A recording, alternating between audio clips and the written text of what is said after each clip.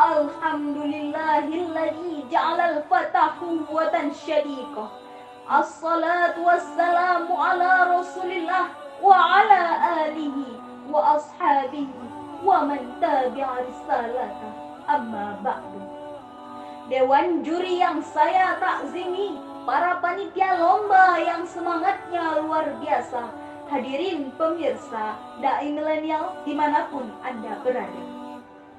Sejarah telah mencatat dengan sangat indah akan peranan pemuda dalam merubah tatanan kehidupan berbangsa dan bernegara. Pemuda telah berani berkiprah nyata demi reformasi bangsanya. Pemuda telah berani berjuang mempertaruhkan jiwa raganya demi kemerdekaan Republik Indonesia. Pantas bila Bung Karno mengungkapkan dalam pidatonya, "A'tini asyara syubban sa'huzu hazal alam." Berikan aku 10 pemuda, maka akan kuguncangkan dunia. Berbicara tentang pemuda, izinkan saya, Rizky Safira, untuk menyampaikan sebuah uraian dakwah yang bertema peranan pemuda dalam membangun masa depan bangsa. Dengan landasan firman Allah Subhanahu wa taala dalam Al-Qur'anil Karim, surah An-Nisa ayat 9. A'udzu billahi minasyaitonir rajim. Bismillahirrahmanirrahim. Wal yakhshal ladzina law taraku min khalfihim dzurriyyatan dhi'afan khafu 'alaihim falyattaqullaha wal yaqulu qawlan sadida. Dan hendaklah mereka takut kepada Allah sekiranya mereka meninggalkan keturunan yang lemah di belakang mereka, yang mereka khawatirkan terhadap kesejahteraannya. Hendaklah mereka bertakwa kepada Allah dan hendaklah mereka bertutur kata dengan perkataan yang benar. Hadirin sahabat Dai, ayat tersebut diawali dengan kalimat wal yakhsha. Kalimat tersebut merupakan sigar amar.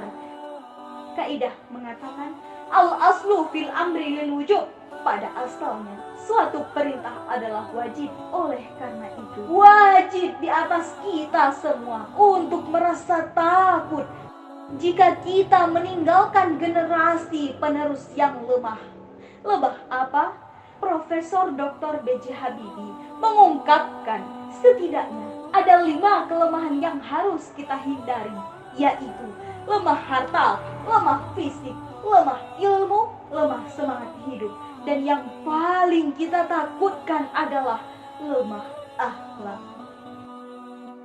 Hadirin sahabat Dai, jika kelemahan tersebut sudah melekat pada generasi muda, percayalah mereka bukanlah sebagai pelopor pembangunan, akan tetapi sebagai virus penghancur pembangunan.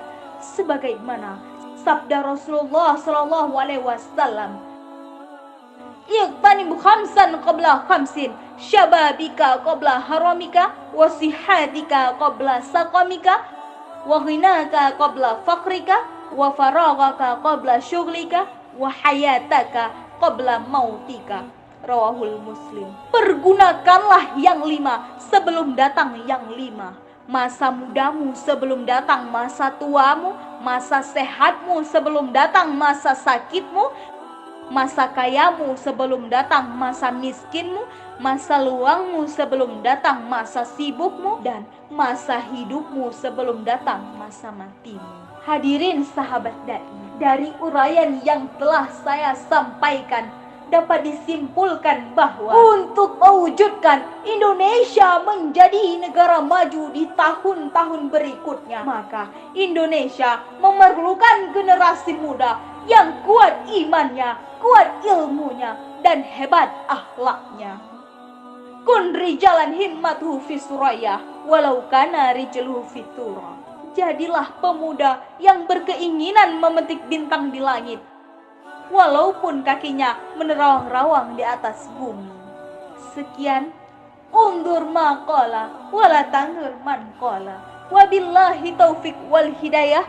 Wassalamualaikum warahmatullahi wabarakatuh.